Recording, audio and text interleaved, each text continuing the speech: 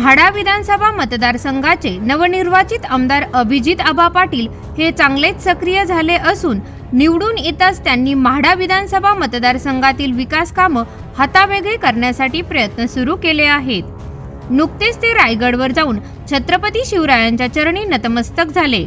छत्रपती शिवरायांच्या वंशजांनाही भेटले आणि म्हाड्यात लवकरच छत्रपती शिवरायांचा अश्वारूढ पुतळा उभारण्यासाठी प्रयत्न सुरू केल्याचे सांगितले।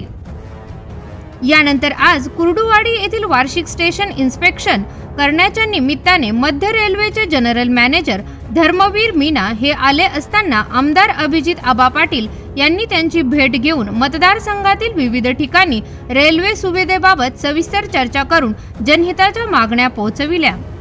यामध्ये मोडनिंब येथे कार्गो टर्मिनल बाबत सविस्तर चर्चा झाली। अंतिम टप्प्यातील प्रक्रिया वेगाने सुरू आहे। यामुळे जिल्ह्यातील शेतकऱ्यांचा माल कमी वेळात आणि कमी खर्चात बाजारपेठेपर्यंत पोहोचविण्यास सहकार्य होईल। म्हाडा वडशिंगे महातपूर उड्डाण पूल मागणी केली, त्यातील 2 पूल बांधणीबाबत मान्यता मिळाली असून एकाचे सर्वेक्षण करण्याचे आश्वासन दिले। म्हाडा रेल्वे सुशोभीकरण करण्याबाबत व स्वच्छतागृह, पिण्याचे पाणी, प्रतीक्षालय अशा सर्व सुविधांच्या बाबत मागण्या केल्या। पंढरपूर मुंबई आठवड्यातून 3 वेळा रेल्वे आहे, ती रोज सुरू करावी अशी मागणी केली। प्रत्येक शनिवार रविवार मुंबई ते पंढरपूर 2 टायर 3 टायर डब्बे वाढवावे अशी मागणी केली। म्हाडा रेल्वे स्टेशनवर कोरोना काळाच्या आधी सर्व रेल्वे गाड्या थांबत होत्या, परंतु आता फक्त 2च गाड्या थांबतात।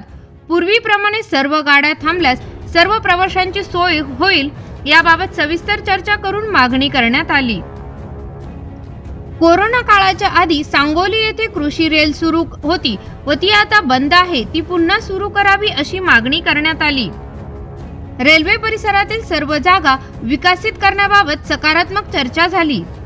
चर्चा सविस्तर झाली असून सर्वच मागण्याबाबत ते सकारात्मक आहेत।